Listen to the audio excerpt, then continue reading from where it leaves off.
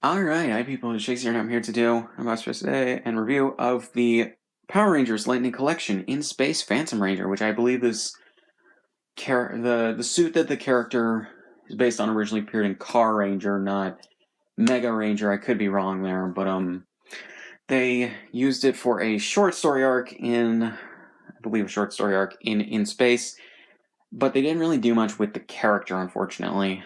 They didn't even reveal who he was, despite like plans for that being in the works during production of the series or that season. So yeah, but what can you do? But still good to get a figure of this guy.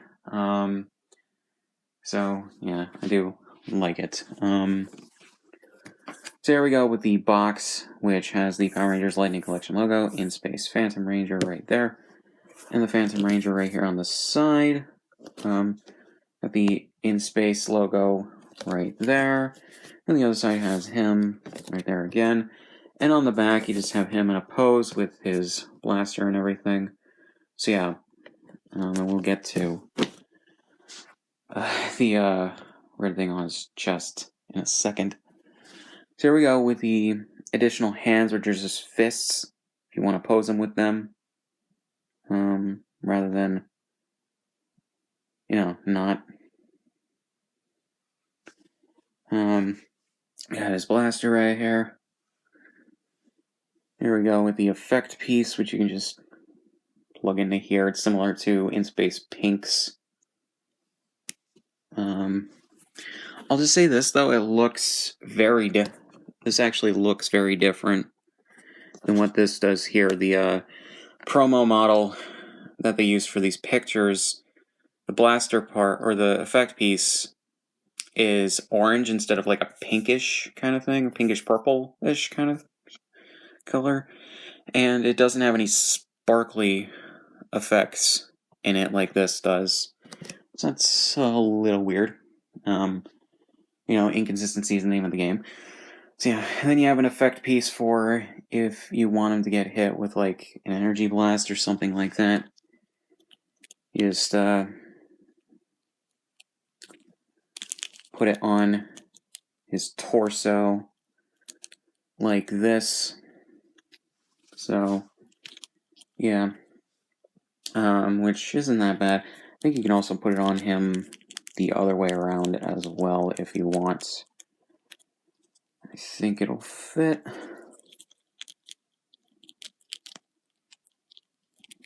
His arm's just getting in the way.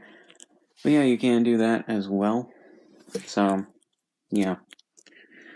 Now we move on to the Phantom Ranger himself, which I actually think is pretty good. Like, the suit itself is very simplistic.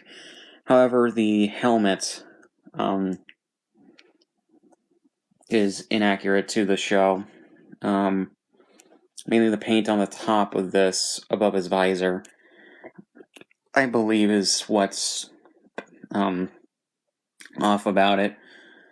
Very few figures have gotten that right in the Power Rangers toy line, even by Bandai, so yeah. But it's otherwise fine. There is a hole, though, right here in his chest, which doesn't make any sense. You can also put the effect piece in there for some reason, but that is supposed to be one solid piece because I think it's a gem or something. I don't know. It's really weird that they put that right there, and it's just like, this doesn't have a thing to peg in, so I don't know why that hole is right there. It's really, really odd to me. But in terms of articulation, his head can move in a 360 as well as move up and down. The arms can move in an almost 90-degree angle. Elbows are on a double ball joint. Some things in this are very loose. Mainly just like his chest armor right here. And the hands can move in a 360 like that, as well, sort of back and forth. The legs move in an almost 90-degree angle right there. And then the knees are on a double ball joint as well. And then feet moving it back and forth, but these are a little loose. And then like that if you want to break his ankle. So yeah, and there's no head sculpt, so don't need to do that. So overall, I think that this is actually pretty decent. And everything. The only bad parts I would say are the visor or the helmet, like paint apps missing, and then the ruby in the chest. It's not supposed to be open. It's supposed to be one solid piece.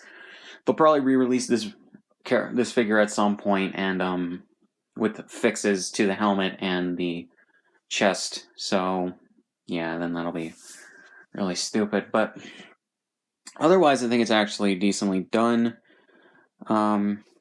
And I would recommend this if you like the figure. So yeah. So not much else to say. Link description on my shit, subscribe if you want, and I'll see you guys in the next one.